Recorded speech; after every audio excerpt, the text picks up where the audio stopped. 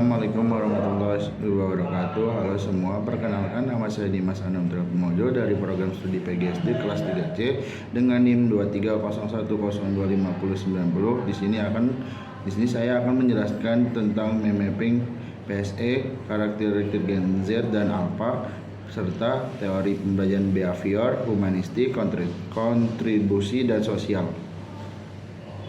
Perkembangan sosial emosi terdiri dari aspek-aspek perkembangan sosial emosi, faktor yang mempengaruhi tahapan perkembangan, indikator perkembangan, gangguan perkembangan, peran orang tua terhadap pendidikan. Aspek-aspek perkembangan sosial emosi terdiri dari 1. Kesadaran diri, memahami diri sendiri, termasuk kekuatan, kelemahan, emosi, dan nilai-nilai. 2. Manajemen diri, mengelola emosi, pikiran, dan perilaku secara efektif. 3. Kesadaran sosial, memahami perspektif orang lain, empati, dan membangun hubungan yang positif. 4. Keterampilan berelasi, berkomunikasi secara efektif, bekerja sama, dan menyelesaikan konflik.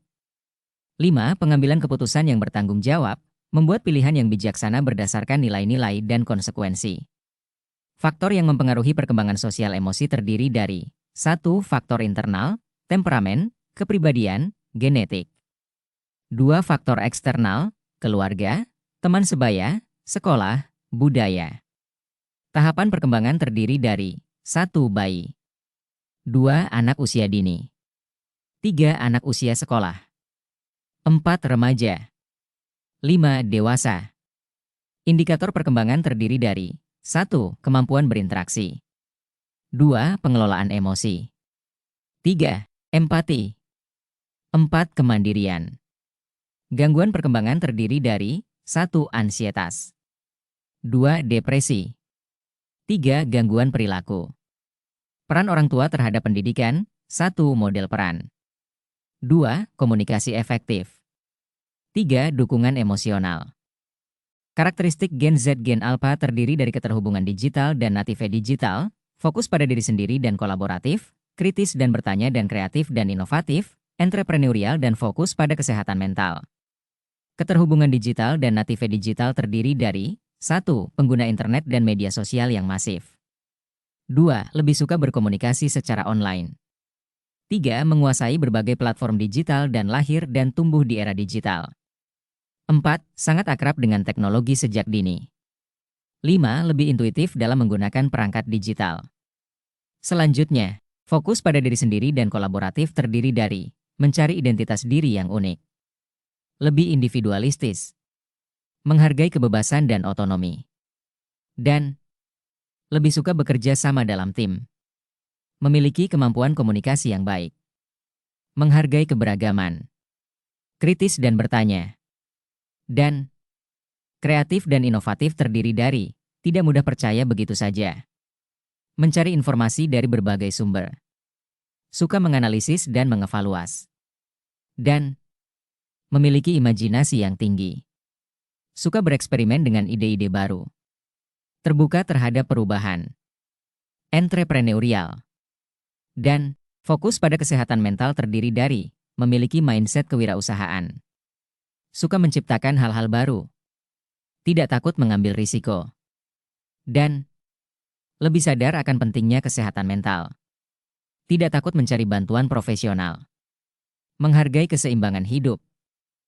Teori belajar behavior, humanistik, konstruktif, dan sosial teori belajar behaviorisme adalah sebuah teori tentang perubahan tingkah laku sebagai hasil dari pengalaman. Menurut teori kognitivisme, pembelajaran terjadi dengan mengaktifkan indera siswa agar memperoleh pemahaman. Konstruktivisme merupakan aliran filsafat ilmu pengetahuan yang memfokuskan pada pengetahuan yang kita miliki merupakan output konstruksi kita sendiri prinsip utama teori behavior. Humanistik, konstruktif sosial belajar adalah perubahan perilaku. Proses belajar didefinisikan sebagai perubahan perilaku yang dapat diamati dan diukur. Pengaruh lingkungan memainkan peran penting dalam membentuk perilaku individu.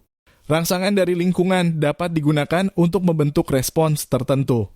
Belajar adalah proses personal setiap individu unik dan proses belajar bergantung pada kebutuhan, minat, serta pengalaman pribadi. Kebutuhan akan aktualisasi diri menurut Abraham Maslow adalah puncak kebutuhan manusia, yaitu mencapai potensi terbaik dirinya. Belajar sebagai proses aktif, siswa membangun sendiri pemahaman mereka melalui eksplorasi, percobaan, dan refleksi. Pengetahuan bersifat subjektif, pengetahuan tidak diberikan secara mutlak, tetapi dikonstruksi berdasarkan pengalaman dan interpretasi individu. Belajar melalui observasi orang dapat belajar dengan mengamati perilaku, konsekuensi, dan reaksi orang lain. Proses modeling belajar adalah perubahan perilaku. Proses belajar didefinisikan sebagai perubahan perilaku yang dapat diamati dan diukur. Pengaruh lingkungan memainkan peran penting dalam membentuk perilaku individu. Rangsangan dari lingkungan dapat digunakan untuk membentuk respons tertentu. Belajar adalah proses personal, setiap individu unik, dan proses belajar bergantung pada kebutuhan, minat, serta pengalaman pribadi. Kebutuhan akan aktualisasi diri menurut Abraham Maslow adalah puncak kebutuhan manusia, yaitu mencapai potensi terbaik dirinya. Belajar sebagai proses aktif, siswa membangun sendiri pemahaman mereka melalui eksplorasi, percobaan, dan refleksi. Pengetahuan bersifat subjektif, pengetahuan tidak diberikan secara mutlak, tetapi dikonstruksi berdasarkan pengalaman dan interpretasi individu. Belajar melalui observasi orang dapat belajar dengan mengamati perilaku, konsekuensi, dan reaksi orang lain.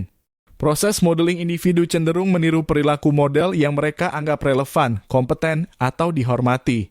Abraham Maslow mengembangkan teori hierarki kebutuhan di mana manusia perlu memenuhi kebutuhan dasar dalam kurung seperti fisik dan keamanan sebelum mencapai kebutuhan yang lebih tinggi seperti cinta, penghargaan, dan aktualisasi diri. Carl Rogers menekankan pentingnya pendekatan client-centered dalam pendidikan di mana pendidik bertindak sebagai fasilitator dan menciptakan hubungan yang mendukung peserta didik untuk berkembang. Jean Piaget memperkenalkan konsep assimilation dan accommodation, yaitu bagaimana individu menyesuaikan informasi baru dengan struktur kognitif yang ada. Jerome Bruner mengembangkan teori belajar discovery learning yang mendorong siswa untuk belajar melalui penemuan dan eksplorasi mandiri. Albert Bandura mengembangkan konsep observational learning dan eksperimen Bobodol yang menunjukkan bagaimana anak-anak meniru perilaku agresif setelah mengamatinya pada orang lain. Lev Vygotsky memperkenalkan konsep zona perkembangan proksimal dalam kurung ZPD, yaitu jarak antara kemampuan yang dapat dilakukan individu sendiri dan kemampuan yang dapat dicapai dengan bantuan orang lain. Van Pavlov mengembangkan teori classical conditioning melalui eksperimen dengan anjing. Ia menunjukkan bagaimana respons alami dapat dikondisikan dengan stimulus yang awalnya netral. John B. Watson menekankan pentingnya mempelajari perilaku yang dapat diamati dan mengabaikan aspek mental atau emosional. Individu cenderung meniru perilaku model yang mereka anggap relevan, kompeten, atau dihormati. Penerapan teori behavior, humanistik, konstruktif, dan sosial menggunakan sistem penghargaan untuk mendorong perilaku positif. Memberikan hukuman yang tepat untuk mengurangi perilaku negatif. Menerapkan pembelajaran berbasis pengulangan dan latihan untuk memperkuat ingatan. Fokus pada peserta didik, guru bertindak sebagai fasilitator, membantu siswa menemukan cara belajar yang sesuai dengan minat dan kebutuhannya. Lingkungan belajar yang positif, ciptakan suasana belajar yang mendukung, ramah, dan bebas dari tekanan sehingga siswa merasa nyaman untuk belajar. Memberikan tugas berbasis masalah dalam kurung, problem-based learning. Memfasilitasi diskusi dan refleksi kelompok. Mengaitkan pembelajaran dengan pengalaman nyata. Menggunakan model atau contoh perilaku yang baik dalam pembelajaran. Memberikan kesempatan untuk belajar melalui kerja kelompok atau diskusi. Menggunakan media dalam kurung, video, demonstrasi untuk memperlihatkan konsep tertentu. Memberikan penghargaan yang dapat diamati siswa lain sehingga mendorong perilaku positif.